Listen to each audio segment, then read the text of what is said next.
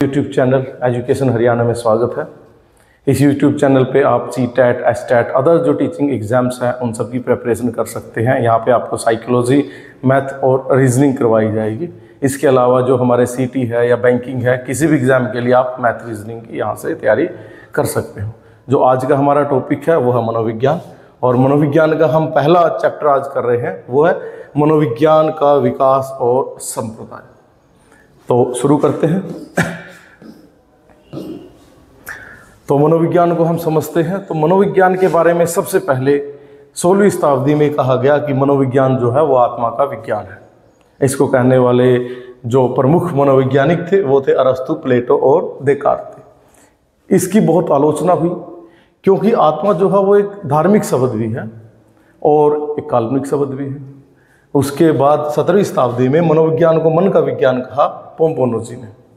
लेकिन दोबारा वही मन के लिए हम जो है वो अमूर्त है। मन निजी चीज़ है, हम किसी के मन के बारे में पता नहीं लगा सकते। तो इसकी भी आलोचना हुई। तो 19वीं शताब्दी में मनोविज्ञान को चेतना का विज्ञान कहा विलियम जेम्स और विलियम वूट ने। जो चेतना शब्द है इसकी आलोचना विलियम मैकडूगल ने अपनी पुस्तक आउटलाइन ऑफ द साइकोलॉजी में की है। तो 20वीं शताब्दी में हमारे पास वॉटसन ने मनोविज्ञान को व्यवहार का विज्ञान कहा। अब हम देखते हैं कि मनोविज्ञान है क्या। असल में मनोविज्ञान क्या होता है? मनोविज्ञान होता है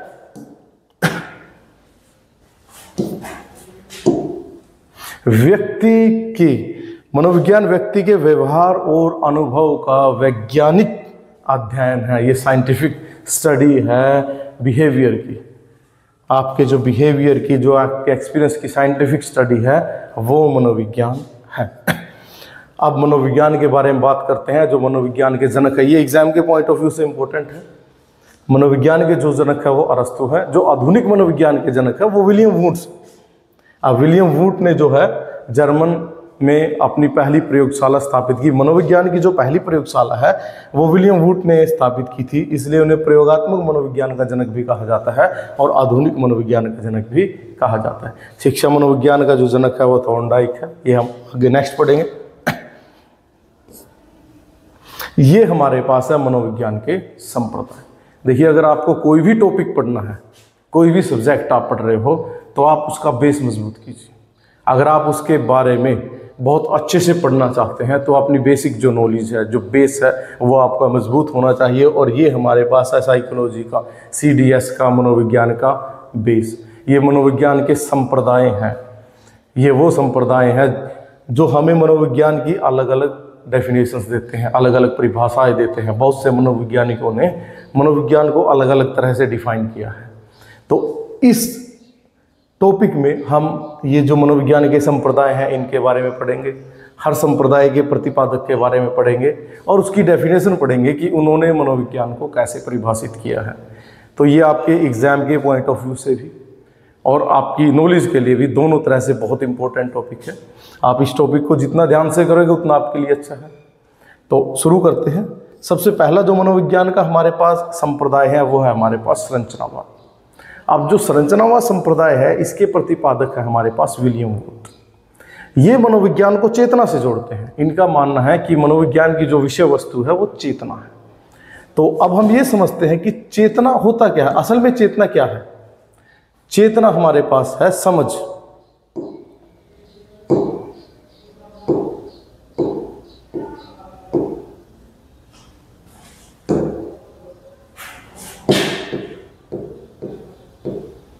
चेतना है हमारे पास समझ। जब हमें स्वयं की और स्वयं के वातावरण की, हमारे आसपास की में जो भी हो रहा है उसके बारे में अगर हम जागरूक हैं तो वो हमारी क्या है? चेतना है। और विलियम वूट ने संरचनावाद जो है ये संप्रदाय के इसके प्रतिपादक रहे हैं। ये मनोविज्ञान को चेतना से जोड़ते हैं। इनके अनुसार मनोविज्ञान की जो विषय वस्तु है वो हमारे पास चेतना है। ये मनोविज्ञान का सबसे प्राचीन संप्रदाय भी है। आज का हमारा दूसरा संप्रदाय है प्रकार्यवाद। अब प्रकार्यवादी जो है वो विलियम जेम्स इसके प्रतिपादक है। प्रकार्यवादी मानते हैं कि जो मानसिक क्रियाएं हैं वो ये मानसिक क्रियाओं पर ध्यान केंद्रित करते हैं। अब इनका मानना है कि जो हमारा माइंड और बॉडी है, जो हमारा मन और शरीर है वो इकट्ठे होके कार्य करते हैं। ये मन और शरीर को एक मानते हैं। ये जो मनोवैज्ञानिक संप्रदाय है ये चेतना पे बल नहीं देता, ये बल देता है मानसिक क्रियाओं पर। और वो मानसिक क्रियाएं हम कैसे करते हैं? मन और शरीर मिलके आपसी एडजस्टमेंट में जो क्रियाएं करते हैं वो हमारे पास मानसिक क्रियाएं हैं। ये प्रकार्यवाद, ये डायरेक्ट पूछा जाता है कौन सा मनोवैज्ञानिक संप्रदाय मन और शरीर को एक मानता है, तो वो हमारे पास है प्रकार्यवाद। और इसके जो प्रतिपादक है हमारे पास वो है हमारे पास विलियम जेम्स। प्रकार्यवाद चेतना के तत्वों की बजाय मानसिक क्रियाओं जैसे कि सीखना, याद रखना, समस्या समाधान पर ध्यान केंद्रित करता है।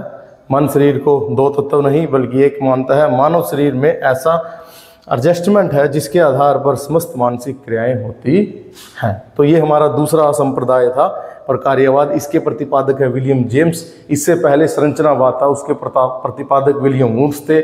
वो मनोविज्ञान की जो विषय वस्तु है वो चेतना को मानते हैं। ये मनोविज्ञान मानते हैं कि हमारा जो शरीर और मन है वो एक है, वो आपस में मिलके एडजस्टमेंट करके सभी काम करते हैं।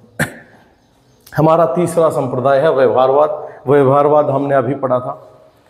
तो व्यवहारवाद के जो हमारे पास प्रतिपादक हैं वो है हमारे पास वॉटसन।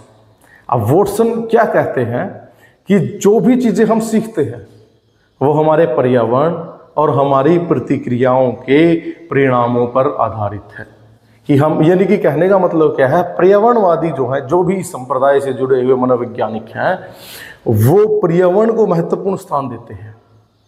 और इसके प्रतिपादक है हमारे पास वॉटसन। वॉटसन मानते हैं मनोविज्ञान को विज्ञान का दर्जा दिलाने वाला ये संप्रदाय है। इसका मतलब है कि हम जिस तरह से सीख सकते हैं वह हमारे पर्यावरण और हमारी प्रतिक्रियाओं के परिणामों पर आधारित है। वॉटसन द्वारा पर्यावरण वातावरण को अधिक महत्व देने के कारण इसे पर्यावरणवाद भी कहा जाता है। तो ये हमारा तीसरा संप्रदाय है। पहला संप्रदाय संरचनावाद था, विलियम वुड्स थे उसके प्रतिपादक और वो चेतना पर बल देते। दूसरा संप्रदाय प्रकार्यवाद था, उनके प्रतिपादक विलियम जेम्स थे। वो मानसिक क्रियाओं पर ध्यान केंद्रित करते हैं। वो मानते हैं कि मन और शरीर जो है वो एक है। ये हमारा तीसरा संप्रदाय है। इसका प्रतिपादक है वॉटसन। और वॉटसन मानते हैं कि पर्यावरण को उन्होंने बहुत महत्वपूर्ण स्थान दिया है कि जो हम जो सीखते हैं वो पर्यावरण और हमारी प्रतिक्रियाओं का परिणाम है। तो हमारा जो चौथा संप्रदाय आता है गेस्टोल्टवाद। अब गेस्टोल्टवाद के जो प्रतिपादक हैं वो है मैक्स वर्दिमर। अब गेस्टोल्टवाद है क्या? सबसे पहले हम गेस्टोल्टवाद का अर्थ देखते हैं। गेस्टोल्टवाद का अर्थ होता है पूर्ण। गेस्टोल्टवादी क्या मानते हैं कि हम किसी भी चीज़ को पूर्ण तरीके से सीखते हैं, ना कि आंशिक रूप से। हम किसी भी चीज़ को, किसी भी क्रिया को, किसी भी काम को पूर्ण रूप से सीखते हैं, आंशिक रूप से नहीं सीखते। गेस्टोल्टवाद का अर्थ ही पूर्ण है। अब गेस्टोल्टवाद किस चीज़ पे बल देते हैं? वो बल देते हैं अनुभव पे, प्रत्यक्षीकरण पे, हमारे एक्सपीरियंस पे।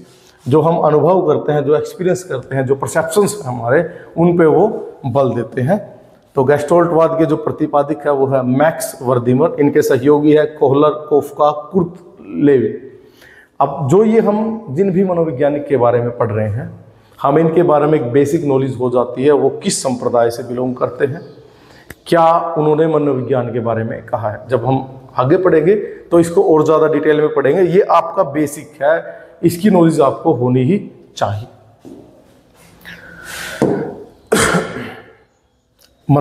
इसका अर्थ है पूर्ण, यानी कि पूरा। इसके अनुसार व्यक्ति किसी वस्तु या अवधारणा को आंशिक रूप से नहीं बल्कि पूर्ण रूप से सीखता है। यह प्रत्यक्षीकरण व अनुभव के संगठन पर बल देता है।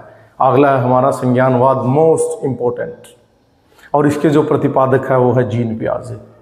जीन पियाजे क्या कहते हैं कि हम चीज़ों को कैसे सीखते हैं। वो मानते हैं कि हमारे पास पहले से कोई नॉलेज है, हम नई चीज़ को देखते हैं, उस नॉलेज में अपनी नॉलेज को ऐड ऑन करते हैं और एक नया कॉन्सेप्ट तैयार करते हैं। ऐसे हमारी नॉलेज जो है वो बढ़ती रहती है।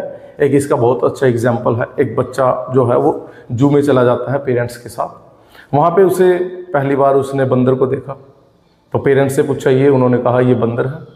तो बच्चे ने वो नॉलेज गेन कर ली। उसके बाद जब वो आगे बढ़ता है तो आगे फिर उसने देखा तो वहाँ पे एक बंदर था, उसने कहा कि ये बंदर है। पेरेंट्स ने कहा नहीं, ये लंगूर है। तो वहाँ से उसने नॉलेज को अपनी को अपडेट कर लिया, उसको बढ़ा लिया कि बंदर की अगर पूंछ लंबी हो तो वो लंगूर होता है। तो इसी प्रकार से जो हमारे पास संज्ञानवाद है वो जीन पियाजे ने दिया था, वो यही कहता है कि जो आपके पास नॉलेज है और जो आप नया सीखते हो उसको मिला के आप काम करते हो। तो इसके जो संज्ञानवाद के पिता है वो जीन पियाजे हैं। इसके अनुसार सीखने की क्रिया मानसिक प्रक्रियाओं से जुड़ी है। सूचना को संशोधित करके तथा नई सूचना और जो पहले से जानते हैं उसके बीच संबंध स्थापित करके सक्रिय रूप से अपना ज्ञान निर्मित करते हैं। हम जो है, जो हमारे पास पहले से सूचना है, जो हम पहले से जानते हैं, ठीक है, और जो नई सूचना है उसको जोड़ के हम अपने ज्ञान का क्या करते हैं, निर्माण करते हैं। जो पहले से सूचना हमारे पास और उसके अंदर नई सूचना जोड़ते हैं। तो इसके जो प्रतिपादक है जीन पियाजे, आगे इनकी डिटेल वीडियो बनेगी, उसमें हम इनको अच्छे से पढ़ेंगे, इन्होंने क्या सिद्धांत दिए, कैसे अपनी बात को प्रूव किया, क्या इन्होंने एक्सपेरिमेंट्स किए हैं, वो सारी चीज़ें। अगला हमारा टॉपिक है मनोविश्लेषणवाद। ये भी बहुत अच्छा है। मनोविश्लेषणवाद के जो प्रतिपादक है वो है हमारे पास सिगमंड फ्रायड। अब सिगमंड फ्रायड क्या कहते हैं, वो कहते हैं कि अगर आपको किसी व्यक्ति के व्यवहार को समझना है तो आपको उसके बचपन के अनुभव और अचेतन मन को समझना पड़ेगा। अगर आप किसी के बचपन के अनुभव और अचेतन मन को समझते हो तो आप उस व्यक्ति के व्यवहार को समझ सकते हो। इन्होंने मन के 3 प्रकार माने हैं। चेतन मन जो 1/10 है, जो वर्तमान है, जो अब हम जी रहे हैं, वो हमारा चेतन मन है। उसके बाद अचेतन मन। अचेतन मन हमारा वो मन होता है जो हमारी पुरानी इच्छाएं हैं, दमित इच्छाएं हैं, जो पूरी नहीं हुई, जो दब गई, हमारे अंदर कहीं छुपी रह गई, वो हमारे अचेतन मन में चली जाती है। और तीसरा है अर्धचेतन मन। अर्धचेतन मन क्या होता है, जब हम किसी को कोई वस्तु दे के भूल जाते हैं, वो अर्धचेतन मन में आती है। तो सबसे इंपॉर्टेंट इन्होंने अचेतन मन को माना है। ये मानते हैं चेतन मन 1/10 भाग होता है और अचेतन मन होता है 9/10 भाग। तो मनोविश्लेषणवाद के जो प्रतिपादक है सिगमंड फ्रायड है। इन्होंने व्यक्ति के व्यवहार को समझने के लिए अचेतन मन और बचपन के अनुभव को महत्वपूर्ण माना है। मन के 3 प्रकार माने हैं। पहला है चेतन मन 1/10 भाग, इसका संबंध वर्तमान और वास्तविकता से है। दूसरा अचेतन मन 9/10 भाग, दमित इच्छाओं का भंडारण है, जो इच्छाएं हमारी पूरी नहीं हुई, दब गई हमारे अंदर कहीं ना कहीं वो। और तीसरा हमारे पास है अर्धचेतन मन, इसमें जब हम किसी को कोई वस्तु देके भूल जाते हैं, वो सारी चीजें। उसके बाद हमारा संप्रदाय है, ये हमारे पास 7वां संप्रदाय शास्त्रीयवाद के जो संस्थापक है वो है जॉन लॉक। अब जॉन लॉक क्या कहते हैं, ये अनुभव पर बल देते हैं कि आप बार बार किसी चीज को एक्सपीरियंस करोगे तो आप उस चीज को बहुत अच्छे से सीखते हो। तो इसके प्रतिपादक जॉन लॉक है हमारे पास। शास्त्रीय का अर्थ होता है साथ रहने का भाव। अनुभव पर इन्होंने बल दिया है। जब आप किसी वस्तु को बार बार अनुभव करते हो तो वह वस्तु आपके दिमाग में एक शास्त्रीय के रूप में जुड़ जाती है। उदाहरण के लिए, जब आप बार बार बिल्ली शब्द सुनते हो तो एक बिल्ली को देखते हो तो आपके दिमाग में बिल्ली शब्द और बिल्ली का एक दृश्य जुड़ा हुआ होगा। यानी कि जॉन लॉक कहते हैं कि हम चीजों को जोड़ के याद करते हैं। जोड़ के हमने कैसे याद किया, अभी बिल्ली के एग्जाम्पल हमने लिया है कि जो बिल्ली है, हम बार बार बिल्ली शब्द कहेंगे तो उसके साथ, नाम के साथ उसकी छवि हमारे दिमाग में जुड़ी हुई होती है। जब हमें कोई शब्द देता है, हमें कोई बिल्ली बोलता है, शेर बोलता है, तो हमारे दिमाग में एकदम से उसकी छवि आती है, वो चीज़ें आपस में जुड़ी हुई हो। और यही इसका अर्थ है साथ रहने का भाव। शास्त्रीयवाद, इसके प्रतिपादक है हमारे पास जॉन लॉक। और अब हमारा 8वां संप्रदाय है प्रेरकीय संप्रदाय। अब प्रेरकीय संप्रदाय के जो प्रतिपादक हैं वो है विलियम मैकडूगल। विलियम मैकडूगल ने मानव की 14 मूल प्रवृत्तियों पर बल दिया है। ये डिटेल बाद में पढ़ेंगे जब हम साइकोलॉजी पढ़ेंगे, अभी सिर्फ इनके बारे में बेसिक्स पढ़ रहे हैं। तो प्रेरकीय संप्रदाय के जो प्रतिपादक हैं वो है हमारे पास विलियम मैकडूगल। इन्होंने 14 मूल प्रवृत्तियों पर बल दिया है, जैसे क्रोध, हमारे पास खुशी, जो हमारे संवेग होते हैं, वो उन सब पे इन्होंने बल दिया है। विलियम मैकडूगल इसके प्रतिपादक है। 14 मूल प्रवृत्तियों पर इन्होंने बल दिया है। मानवतावाद संप्रदाय, इसके प्रतिपादक है मास्लो और रोजर। ये मानव के मूल्यों पर, उनकी नैतिकता पर, इन चीज़ों पर बल देते हैं। ये हमारा अंतिम संप्रदाय है मानवतावाद संप्रदाय, 9वां संप्रदाय। तो आज का हमारा टॉपिक यहीं पे ख़त्म होता है। एक बार हम रिवाइज कर लेते हैं। सबसे पहले मनोविज्ञान क्या है। मनोविज्ञान मनुष्य के व्यवहार का जब हम साइंटिफिकली उसको देखते हैं, उसको स्टडी करते हैं, वो हमारे पास क्या है, मनोविज्ञान है। और व्यवहारवाद की जो ये डेफिनेशन है ये वॉटसन ने दी थी। हमारे 9 संप्रदाय हैं मनोविज्ञान के। पहला है संरचनावाद। संरचनावाद विलियम वुड का है। इसके प्रतिपादक विलियम वुड है। उन्होंने मनोविज्ञान की विषय वस्तु जो है वो चेतना को माना है। दूसरा हमारा संप्रदाय है वो प्रकार्यवाद है।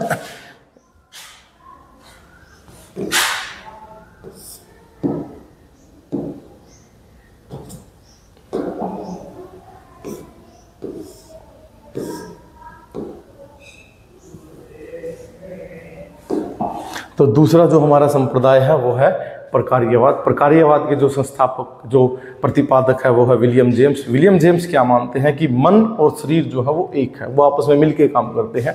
तीसरा हमारा संप्रदाय है व्यवहारवाद। व्यवहारवाद के जो प्रतिपादक है वो वॉटसन है। वॉटसन पर्यावरण पर बल देते हैं। वो मानते हैं कि जो हम सीखते हैं वो पर्यावरण और हमारी प्रतिक्रियाओं का परिणाम होता है। चौथा हमारे पास है गेस्टोल्टवाद। गेस्टोल्टवाद के प्रतिपादक है मैक्स वर्दीमर। मैक्स वर्दीमर क्या कहते हैं कि हम एक्सपीरियंस से, यानी कि अपने अनुभव से और प्रत्यक्षीकरण से सीखते हैं।